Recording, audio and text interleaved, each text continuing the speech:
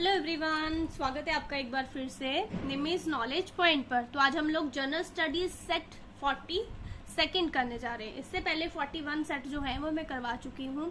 किसी भी competitive exam की अगर आप तैयारी कर रहे हो, स्पेशली HP टेट की अगर आप तैयारी कर रहे हैं, तो आप ये वीडियोस जरूर देखिएगा। ये क्वेश्चंस आपको बहुत हेल्प करेंगे, तो आपने इनको जरूर देखना है। चैनल पर नए हैं तो चैनल को आपने सब्सक्राइब करना है, वीडियो को लाइक करना है और अपने फ्रेंड्स के साथ ज़्यादा से ज़्यादा शेयर करिए ताकि और लोग जो हैं वो भी जुड़ पाए। तो स्टार्ट करते हैं। फर्स्ट क्वेश्चन है, लिग्नाइट कोयले के विशालतम भंडार किस राज्य में है? विशालतम भंडार लिग्नाइट कोयले के, तो कोयले के ऊपर मैंने एक वीडियो बना दी है, मैं आपको डिस्क्रिप्शन में उसका लिंक दे दूंगी, आप उसको जरूर देखिएगा। लिग्नाइट कोयले के विशालतम भंडार जो है वो कहाँ पर है? वो है तमिलनाडु के नेवेली क्षेत्र में। तमिलनाडु का नेवेली क्षेत्र। हमने 4 प्रकार का कोयला पढ़ा, एंथ्रेसाइट, बिटुमिन्स कोयला, लिग्नाइट कोयला और पीट कोयला। ठीक है, हम एंथ्रासाइट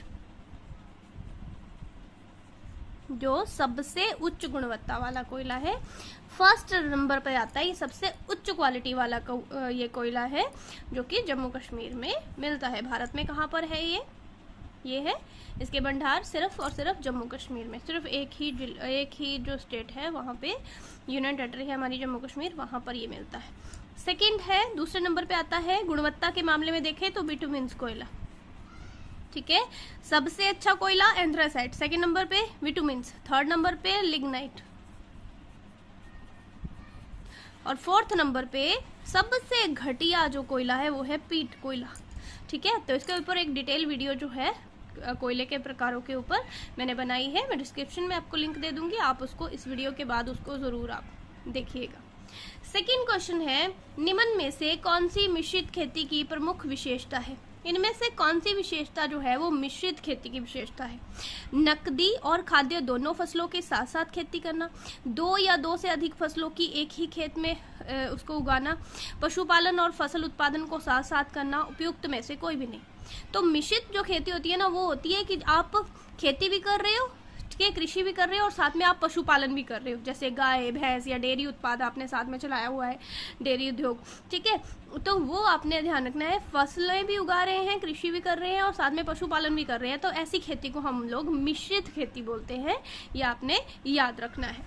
नेक्स्ट है, रावी नदी पर निर्मित बहुउद्देशीय बांध है, कौन सा वाला है? गांधी सागर बांध, भाखड़ा बांध, रणजीत सागर बांध या फिर इनमें से कोई नहीं। तो इसका सही आंसर होगा रणजीत सागर बांध, जिसको हम थीन बांध भी बोलते हैं, थीन बांध भी बोलते हैं इसको हम।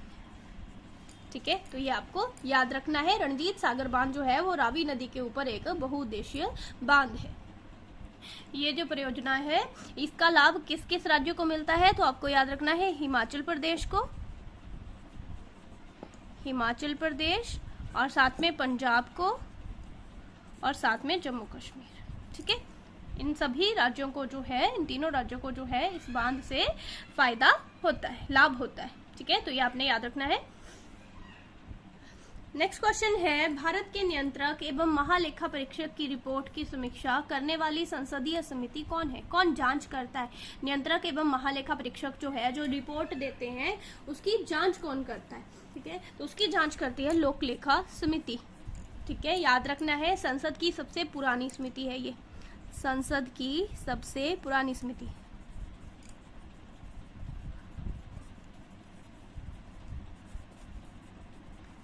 सदस्य अगर पूछे जाए इसमें कितने होते हैं, तो इसमें 22 सदस्य होते हैं। ठीक है, जो कि 15 होते हैं लोकसभा के और 7 सदस्य होते हैं राज्यसभा के। ठीक है, तो इतना आपको इसके बारे में याद रखना है। 22 सदस्य होते हैं, 15 लोकसभा से, 7 राज्यसभा से। तो ये जो है ये नियंत्रक और महालेखा परीक्षक की रिपोर्ट की समीक्षा करती है। आपको बताना है, हम लोगों ने पहले भी डिस्कस किया है, भारत के नियंत्रक और महालेखा परीक्षक का जो पद है वो किस आर्टिकल में दिया गया है, ये आपको बताना है। हम लोग इसके बारे में पहले डिस्कस कर चुके हैं, अगर आपने प्रीवियस वीडियोज देखी हैं तो आपको जरूर इस क्वेश्चन का आंसर जो है वो पता होगा। नेक्स्ट क्वेश्चन है, भारत के राष्ट्रपति या उपराष्ट्रपति के निर्वाचन के संबंध में विवादों का समाधान कौन कर सकता है? अगर कोई भी विवाद हो जाता है ठीक है, राष्ट्रपति या उपराष्ट्रपति के निर्वाचन से संबंधित, तो उसे कौन देखेगा? क्या उसे भारत का महाधिवक्ता देखेगा, या संसद देखेगी, या सर्वोच्च न्यायालय देखेगा, या इनमें से कोई भी नहीं।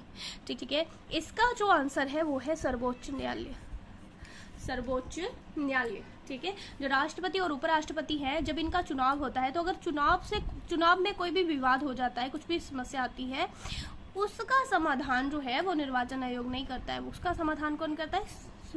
Supreme court. ठीक है, सर्वोच्च न्यायालय जो है वो उसका सारा विवाद जो है वो देखते हैं, तो ये भी आपको याद रखना है। नेक्स्ट क्वेश्चन है, यदि किसी राज्य की विधानसभा का अध्यक्ष पद त्यागना चाहे तो वह अपना त्याग पत्र किसको देगा? मुख्यमंत्री को, राज्यपाल को, उपाध्यक्ष को, या भारत के राष्ट्रपति को? राज्य की विधानसभा जो है, लेजिस्लेटिव असेंबली जो है, उसके अध्यक्ष की बात की गई है। उसके अध्यक्ष को अगर पद त्यागना है, रिजाइन करना है, ठीक है, तो वो किसको अपना त्याग पत्र देगा? ठीक है, तो वो देगा उपाध्यक्ष को। याद रखना है, अध्यक्ष जो है विधानसभा का वो देता है त्याग पत्र अपना उपाध्यक्ष को, और उपाध्यक्ष जो है वो देते हैं अध्यक्ष को। ठीक है, एक दूसरे को देते हैं, ये यहाँ से भी आप याद रख सकते हो। ठीक है, अध्यक्ष अपना त्याग पत्र उपाध्यक्ष को देते हैं, और उपाध्यक्ष अपना त्याग पत्र अध्यक्ष को देते हैं, तो याद रखना है आपको। नेक्स्ट है, टर्की का कौन सा नगर पश्चिम का द्वार कहलाता है? आदन, अंकारा, इस्तांबुल, या इज़मिर? ठीक है, तो पश्चिम का द्वार किसको बोलते हैं? इस्तांबुल को। इस्तांबुल जो है उसको पश्चिम का द्वार बोला जाता है। नेक्स्ट क्वेश्चन है, राजवंशों में से किसके शासनकाल में ही उत्तराधिकारी घोषित कर दिए जाते थे? चालुक्य, चोल, कंदम, या कलचुरी? तो चोल जो राजा थे वो अपने शासनकाल में ही अपना युवराज चुन लेते थे, जो उनके बाद उनका उत्तराधिकारी बनता था। तो आपको याद रखना है, चोल जो है वो संगम काल में जो 3 राजवंश थे उनमें सबसे संपन्न थे चोल। ठीक है, संगम काल में 3 राजवंश थे। कौन? चोल, चेर और पांड्य। ठीक है, इनमें सबसे संपन्न थे चोल। चोलों के पास अपनी नौसेना भी थी, तो ये भी क्वेश्चन पूछा जाता है कि किसके पास अपनी नौसैनिक शक्ति थी? तो चोलों के पास जो है वो नौसैनिक शक्ति थी। ठीक है, श्रीलंका तक गए थे, श्रीलंका तक पर अधिकार किया था इन्होंने, श्रीलंका तक को जीता था इन्होंने। ठीक है, तो याद रखना है, चोल जो है वो सबसे संपन्न थे, और ये अपने शासनकाल में ही अपना युवराज, अपना उत्तराधिकारी जो है वो चुन लेते थे। ठीक है, और इनके पास अपनी नौसैनिक शक्ति भी थी। नेक्स्ट क्वेश्चन है, विक्रमशिला नामक प्राचीन विश्वविद्यालय की स्थापना बंगाल के किस शासक ने की थी? किसने की थी? धर्मपाल ने। धर्मपाल जो है इन्होंने विक्रमशिला विश्वविद्यालय की स्थापना की थी। इसके अलावा यहाँ से क्वेश्चन आता है कि विक्रमशिला जो विश्वविद्यालय था उसको किसने ध्वस्त किया था? ठीक है, उसको किसने जो है वो ध्वस्त कर दिया था, गिरा दिया था? तो वो था बख्तियार खिलजी, जो कि मुस्लिम आक्रमणकारी था। बख्तियार खिलजी, बख्तियार खिलजी जो कि मोहम्मद गौरी के साथ जो है वो भारत आया था। मोहम्मद गौरी के साथ कुतुबुद्दीन ऐबक और बख्तियार खिलजी। बख्तियार खिलजी जो है इन्होंने विक्रमशिला और नालंदा विश्वविद्यालय जो है इन दोनों को ही ध्वस्त किया था। तो ये आपने याद रखना है, बख्तियार खिलजी मुस्लिम आक्रमणकारी था। लास्ट क्वेश्चन है, निम्न सत्याग्रहों में से किसका नेतृत्व महात्मा गांधी ने नहीं किया था? महात्मा गांधी ने कौन सा? देखो, भारत छोड़ो आंदोलन, खेड़ा सत्याग्रह, सविनय अवज्ञा आंदोलन, या बारदोली सत्याग्रह? तो हमें पता है बारदोली सत्याग्रह जो है उसका नेतृत्व किसने किया था? बारदोली सत्याग्रह का नेतृत्व जो है वो सरदार वल्लभ भाई पटेल ने किया था।